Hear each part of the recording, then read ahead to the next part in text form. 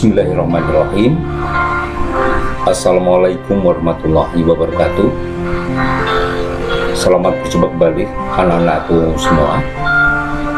Selamat berjumpa kembali pula pada Bapak Ibu Guru, teman-teman pengajar, rekan sejawat, khususnya Bapak Ibu Guru yang mengajar mata pelajaran prakarya jenjang SMP MTS.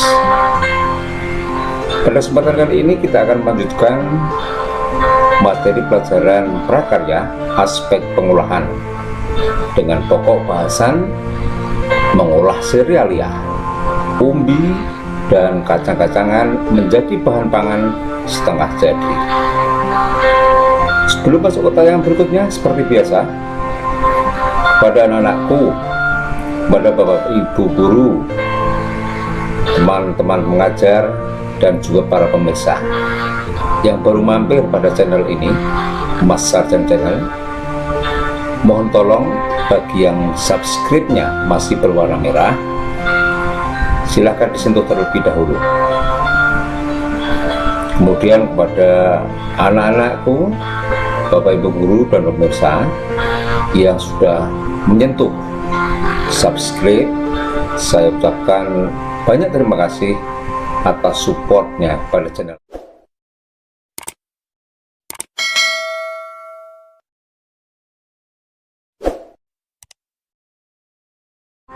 Mari kita masuk ke tayangan selanjutnya.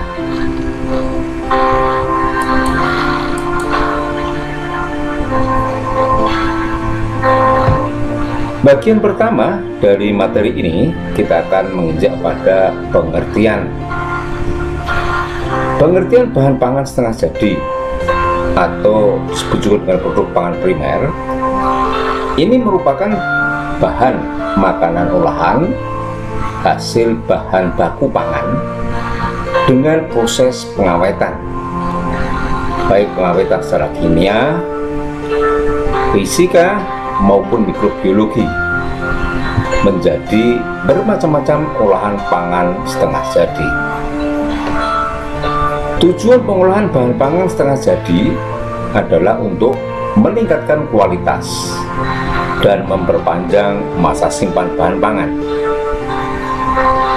Pengolahan bahan pangan identik dengan proses pengawetan, baik pengawetan secara kimia, fisik, ataupun mikrobiologi. Jadi ini pengertian dan tujuan dari olahan bahan pangan setengah jadi. Keuntungan bahan pangan setengah jadi yaitu yang pertama, menjadi bahan baku yang fleksibel untuk industri pengolahan lanjutan. Olahan bahan pangan setengah jadi dapat diperjualbelikan antar daerah dan sebagai komoditas ekspor. Yang ketiga, dapat dikemas lebih ringkas dan mudah dalam distribusi dari satu tempat ke tempat lainnya. Keuntungan keempat adalah menghemat ruangan. 5. Mengurangi biaya. 6. Mempermudah dalam penyimpanan. 7.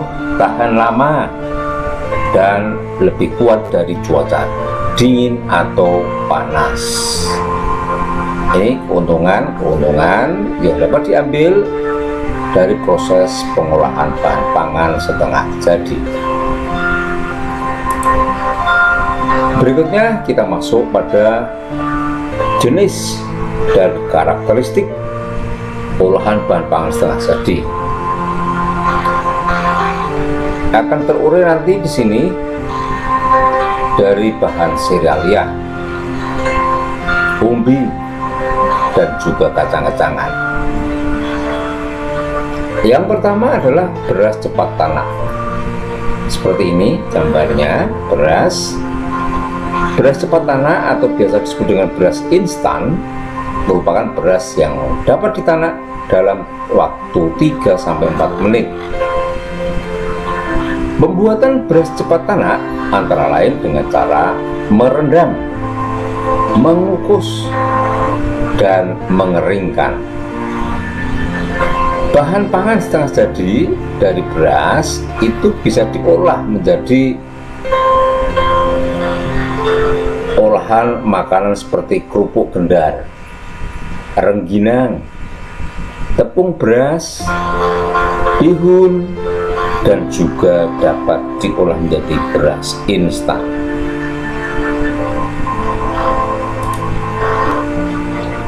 Jagung seperti ini, jagung ya, ini tepung dari jagung. Jagung pipilan kering itu dapat diolah menjadi bahan setengah jadi, seperti bisa diolah menjadi jagung sosoh, beras jagung,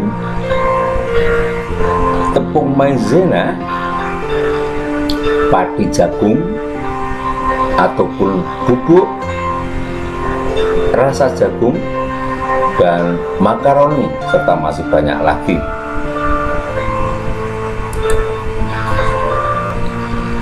Berikutnya adalah singkong atau ubi kayu.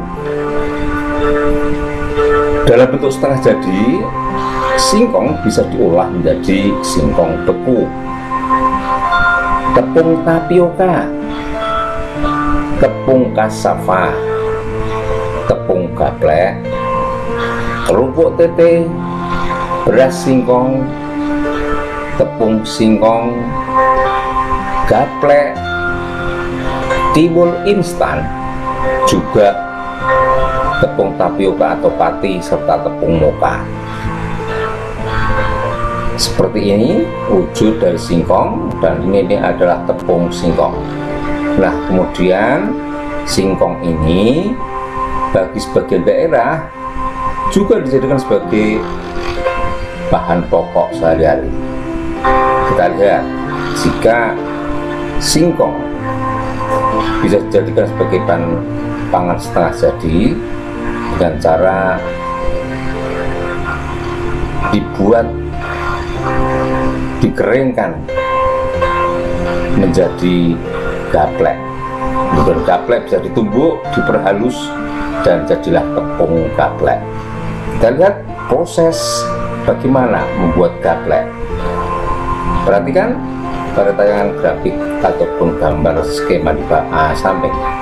Yang pertama singkong, ubi jalar.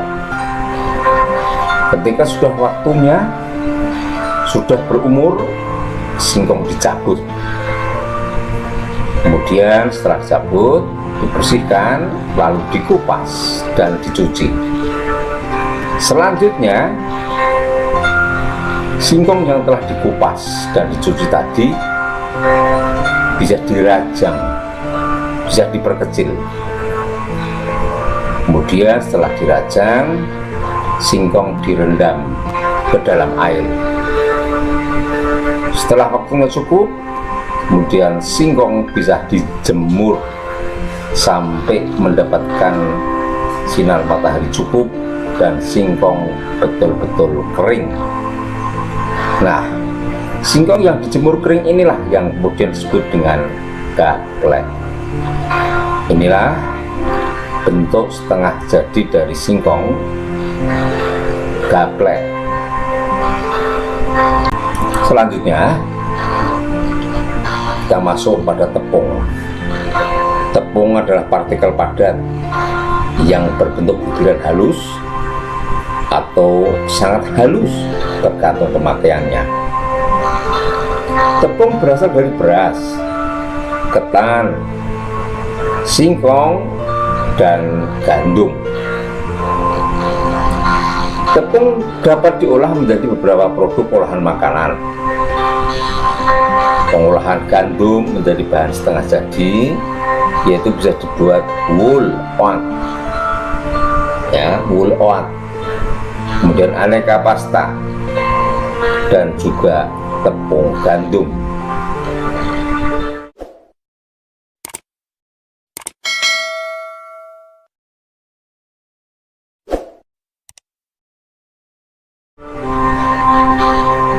Selanjutnya, tepung kacang hijau. Ini perhatikan gambar, ini kacang hijau. ini akan ditumbuk, diperhalus ya.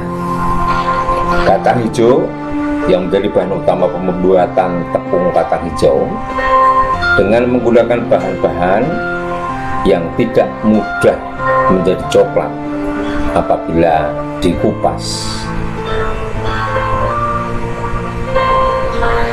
Selanjutnya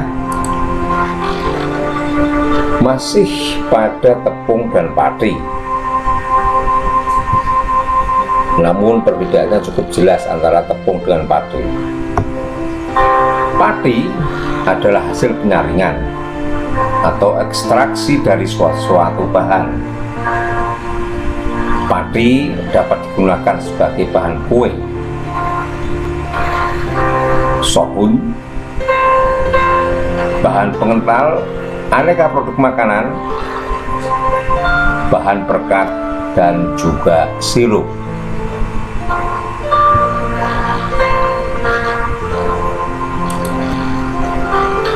Berikutnya masih pada pati. Gambar A seperti ini ya. Ini adalah gandum atau dan biji gandum ya. Jika ditumbuk, diperhalus, maka jadilah pati terigu ya, seperti ini ya. Kemudian di sampingnya tepung gandum atau terigu ya, ini dari bibit gandum yang jelas.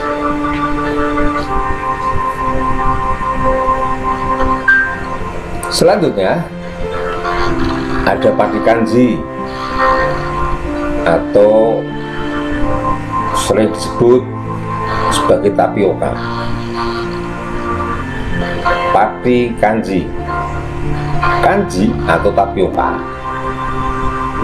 merupakan tepung yang berasal dari umbi singkong di tanah air kita. Nah, seperti ini gambarnya padi kanji yang setelah diperhalus dari singkong. Selanjutnya adalah patung maizena. Mohon maaf, padi maizena. Maizena merupakan tepung yang berasal dari saripati biji jagung. Seperti ini. Ini adalah jagung. Kemudian dengan cara-cara tertentu jagung ditumbuk dan diperhalus dan jadilah tepung jagung atau padi maizena. Berikutnya padi hongkui ya, tentu kita sudah tidak asing lagi mendengar kata hongkui ya. Padi hongkui merupakan saripati dari kacang hijau.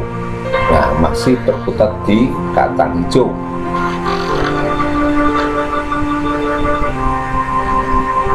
Selanjutnya padi tepung beras.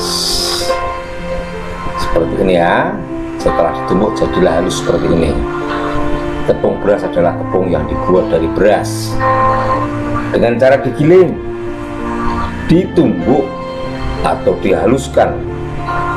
Warnanya putih dan lebih lembut serta halus jika dibandingkan dengan tepung ketan. Inilah tepung beras.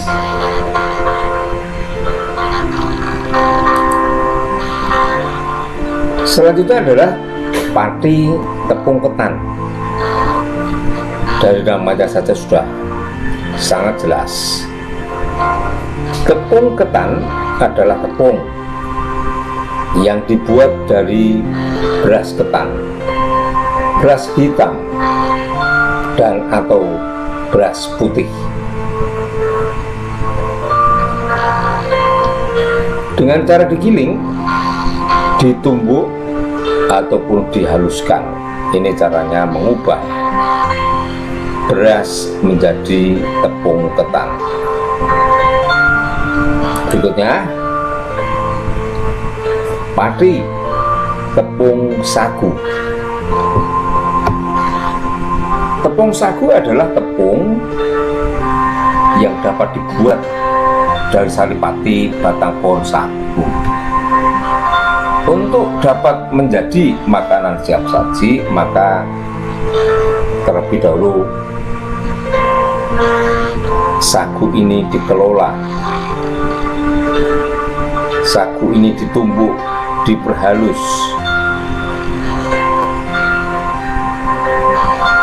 Tepung sagu yang dibuat dari saripati batang pohon sagu atau jenis palm disiapkan untuk Bapak Ibu guru nanti bisa mencoba setelah dipraktekkan.